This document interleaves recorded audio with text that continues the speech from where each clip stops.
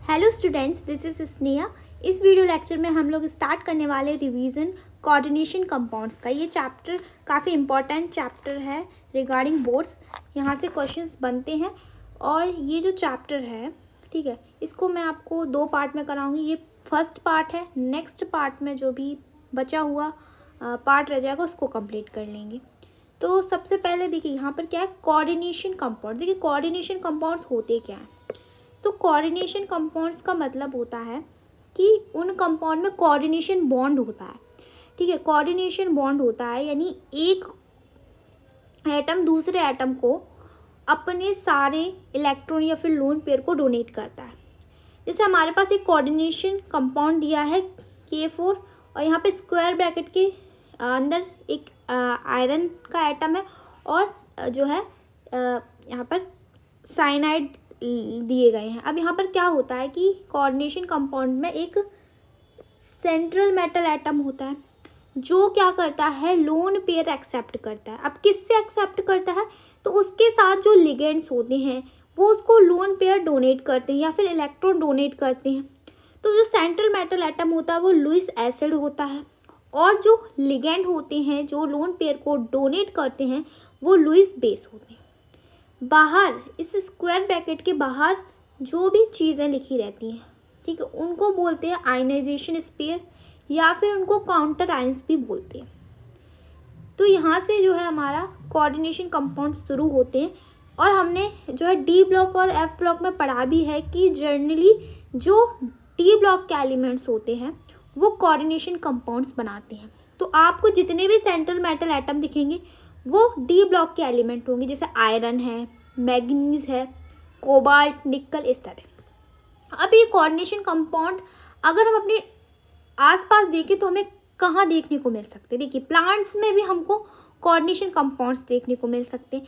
Plants में जो chlorophyll होता है वो मैग्नीज के उसमें मैग्नीज का कॉम्प्लेक्स होता है।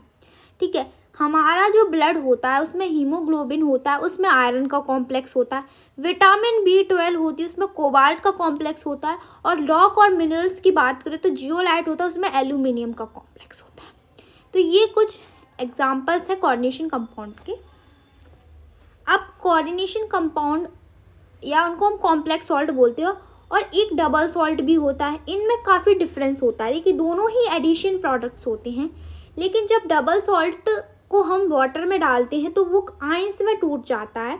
और कॉम्प्लेक्स जो होता है स्क्वायर ब्रैकेट के भीतर जो भी चीज़ें हैं, जो सेंट्रल मेटल एटम है, लिगेंड है, जब इसको हम वाटर के अंदर डालते हैं तो ये जो है आयंस में नहीं टूटता है, ये उसी फॉर्म में रहता है।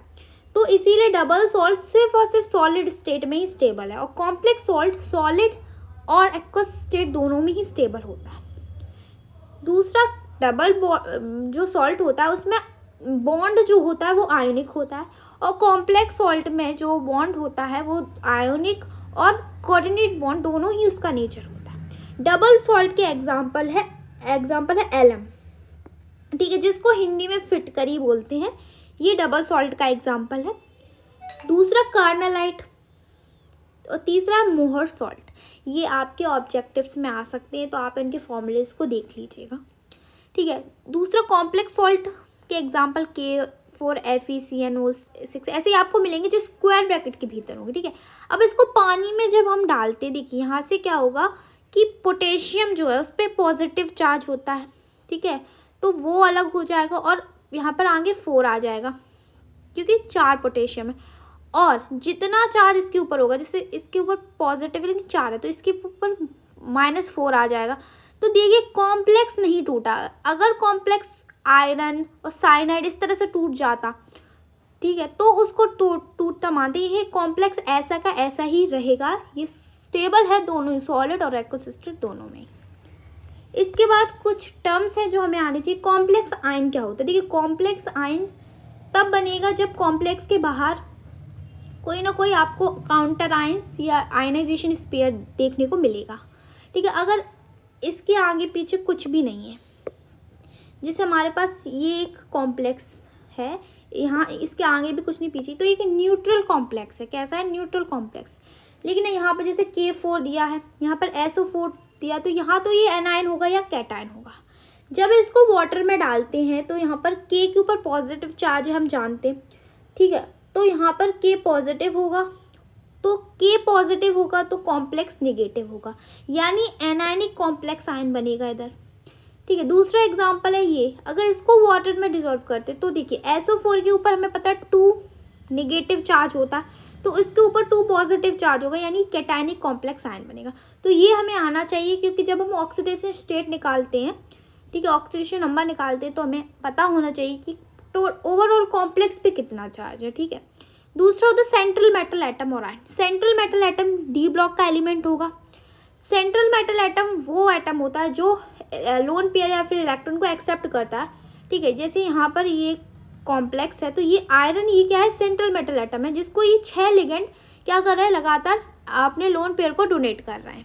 तो ये आयरन हमारा क्या आ गया, सेंट्रल मेटल एटम। उसके बाद हमारा नेक्स्ट है लिगेंड। लिगेंड बहुत इंपॉर्टेंट। लिगेंड वो स्पीसीज हैं जो कि लोन पेयर को या फिर इलेक्ट्रॉन को सेंट्रल मेटल एटम को दे रहे हैं। यहाँ पर आयरन जो है वो सेंट्रल मेटल एटम है, और ये साइनाइड जो है ये आयरन को क्या दे रहा है, अपने लोन पेयर दे रहा है, तो ये साइनाइड जो है वो लिगेंड है। अब जो लिगेंड होते हैं, ठीक है, साइनाइड जो है वो लिगेंड है, और लिगेंड को लुईस बेस भी कहते हैं, ऑब्जेक्टिव में आ सकता है। अब लिगेंड भी उसके भी टाइप होते हैं कि लिगेंड मोनोडेंटेड लिगेंड है कि बाइडेंटेड है कि पॉलीडेंटेड। मोनोडेंटेड का मतलब है एक डोनर एटम, मतलब आपका जो लिगेंड है उसमें एक ही एटम है जो डोनेट करेगा। अगर लिगेंड में 2 एटम है जो डोनेट कर रहा है तो वो बाइडेंटेड हो जाता है। अगर लिगेंड में 2 से ज़्यादा एटम डोनेट कर रहा है तो वो पॉलीडेंटेड हो जाता है। जैसे हमारे पास मोनोडेंटेड के एग्जाम्पल है कॉमन, यही आपको देखने को मिलेंगे।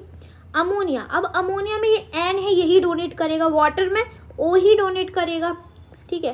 कार्बोनिल में O डोनेट करेगा। क्लोरीन में क्लोरीन, आयोडीन में आयोडीन, तो एक ही डोनर एटम है सब। लेकिन EN इथाइलिन डायमाइन, इसमें 2 डोनर एटम, इसका फॉर्मूला ये होता है, इसमें 2 नाइट्रोजन डोनेट करेंगे तो टोटल 2 डोनर एटम है, तो एक बाइडेंटेड लिगेंड है। पॉलीडेंटेड में EDTA एग्जाम्पल हो जाता है। EDTA का ये स्ट्रक्चर है जिसमें 6 डोनर एटम होते हैं, ये हेक्साडेंटेड। 4 ऑक्सीजन डोनेट करेंगे, 2 nitrogen, 4 oxygen 2 nitrogen, total 6 donor atom है, तो ये पॉलीडेंटेड लिगेंड है। और पॉलीडेंटेड में भी एक हेक्साडेंटेड लिगेंड है, ठीक है। आई होप यहाँ तक आपको क्लियर होगा। इसके बाद आता है कोऑर्डिनेशन स्फीयर। ये कोऑर्डिनेशन स्फीयर क्या होता है, जो भी आपके स्क्वायर ब्रैकेट के अंदर जो भी चीज़ें लिखी है उसको कोऑर्डिनेशन स्फीयर बोलते हैं। अगर उसके बाहर कोई भी आपको चीज़ दिख रही है उसको आयनाइजेशन स्फीयर या फिर काउंटर आयन बोलते हैं। कोऑर्डिनेशन नंबर क्या होता है, कोऑर्डिनेशन नंबर जो होता है वो total number of ligand donor atom, ठीक है, total number of ligand donor atom. इसको मैं आपको सॉल्व करा के बताऊँ। देखिए जैसे हमारे पास ये क्या है, साइनाइड है, ठीक है, साइनाइड। अब साइनाइड में हमें पता है कि नाइट्रोजन ही डोनेट करता है, एक ही डोनर एटम है, मोनोडेंटेड है, ठीक है।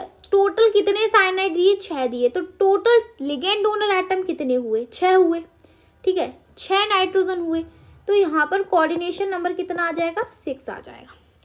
दूसरा कॉम्प्लेक्स देखिए अमोनिया, इसमें हमें पता है कि ये नाइट्रोजन ही डोनेट करता है, नाइट्रोजन ही डोनेट करता है, तो कोऑर्डिनेशन नंबर कितना आएगा, 4 आएगा। कितना आएगा, 4 आएगा, क्योंकि 4 लिगेंड डोनर एटम है। अब देखो यहाँ पर आपको ध्यान देना होगा, जैसे ये हमारे पास दिया ऑक्जेलेट, क्या दिया, ऑक्जेलेट। ये एक बाइडेंटेड लिगेंड होता है, इसमें 2 डोनर एटम होते हैं, यानी 4 ऑक्सीजन में से 2 ऑक्सीजन डोनेट करते हैं, इसमें 2 ऑक्सीजन डोनेट करते हैं। टोटली हमको कितने दिए, 3 दिए, मतलब एक में 2 ऑक्सीजन डोनेट कर रहे हैं तो 3 में कितने करेंगे, 6, तो कोऑर्डिनेशन नंबर कितना आएगा, 6। सो जब पॉलीडेंटेड और बाइडेंटेड की बात आएगी तो हमें उसके अंदर वो भी देखने पड़ेंगे कितने एटम डोनेट कर रहा है, ठीक है। मोनोडेंटेड में तो हम इजीली कर पाएंगे क्योंकि एक ही डोनर एटम है, तो 6 दिए तो 6 हो जाएगा, इसमें 4 दिए तो 4 हो जाएगा। लेकिन ऑक्जेलेट में 2 ऑक्सीजन डोनेट कर रहे थे और टोटल ऑक्जेलेट 3 दिए थे, तो 6 लिगेंड डोनर एटम होंगे, तो कोऑर्डिनेशन नंबर 6 आएगा। इसके बाद यहाँ पर हमें आना चाहिए ऑक्सीडेशन नंबर, ठीक है। ऑक्सीडेशन नंबर निकालने के लिए हमें कॉम्प्लेक्स की ओवरऑल जो है चार्ज का पता होना ज़रूरी है। तो क्या करते हैं, जैसे हमें यहाँ पर सेंट्रल मेटल एटम का ऑक्सीडेशन नंबर निकालना है, ठीक है, ऑक्सीडेशन नंबर। तो कुछ न्यूट्रल जो होते हैं जैसे NH3 हो गया, वाटर हो गया, कार्बोनिल हो गया, नाइट्रोसिल हो गया, इन पर जो चार्ज है वो ज़ीरो होता है, ये आपको याद रखना पड़ेगा, इन पर जो चार्ज होता है वो ज़ीरो होता है। अब क्लोरीन पर -1 होता है, साइनाइड पे -1 चार्ज होता है, SO4 2 माइनस पे -2 हो जाता है, PO4 3 माइनस पे -3 हो जाता है, EDTA पे 4 माइनस हो जाता है। और यहाँ पर आप लिख लेना न्यूट्रल में EN पर भी चार्ज ज़ीरो होता है, न्यूट्रल होता है ये। और NO2 प्लस पे +1 चार्ज होता है। अब यहाँ पर क्या होगा कि जब इसको वाटर में हम डालते हैं तो यहाँ से K पॉजिटिव प्लस कॉम्प्लेक्स तो वही रहेगा CN6। अब यहाँ पे 4 आएगा क्योंकि 4 दिए तो यहाँ पे 4 नेगेटिव। तो ओवरऑल कॉम्प्लेक्स पे कितना चार्ज आया, ओवरऑल कॉम्प्लेक्स पे आया 4 माइनस। अब आयरन का हम मान लेते X, आयरन का हम कितना मान लेते X। साइनाइड, एक साइनाइड पे -1 तो 6 साइनाइड पे कितना -6 इक्वल टू -4, तो X आ जाएगा +2। तो यहाँ पर आयरन पर जो चार्ज होगा वो +2 का होगा, ठीक है। नेक्स्ट हम सॉल्व करेंगे तो यहाँ पर जब इसको हम वाटर में डालते हैं तो कॉम्प्लेक्स जो है NH3 4, ये SO4 2 माइनस में टूट जाएगा तो यहाँ पर 2 प्लस आएगा, तो इसको हम X मान लेंगे। NH3 पर हमने देखा था 0 न्यूट्रल होता है तो ओवरऑल 0 आ जाएगा। इससे जो कॉपर पर ऑक्सीडेशन स्टेट है वो +2 आ जाएगी। अब यहाँ पर हमें इसको भी तोड़ेंगे तो यहाँ पे K पॉजिटिव प्लस AgCN का होल ट्वाइस और इस पर नेगेटिव चार्ज आएगा एक ही। अब इसको Ag को मान लेंगे X, साइनाइड एक साइनाइड पे -1 तो 2 साइनाइड पे -2 इज इक्वल टू -1, तो X जो आ जाएगा वो आ जाएगा +1। X कितना आ जाएगा +1। अगर हम इस पे निकालें तो निकल का मान लेंगे X, ठीक है, इस पर कोई चार्ज नहीं है तो ओवरऑल इस पे चार्ज 0 है। और CO कार्बोनिल पे कितना चार्ज होता है, 0 होता है, तो यहाँ पर निकल पर जो चार्ज आ जाएगा वो 0 आ जाएगा। ये एक न्यूट्रल कॉम्प्लेक्स है।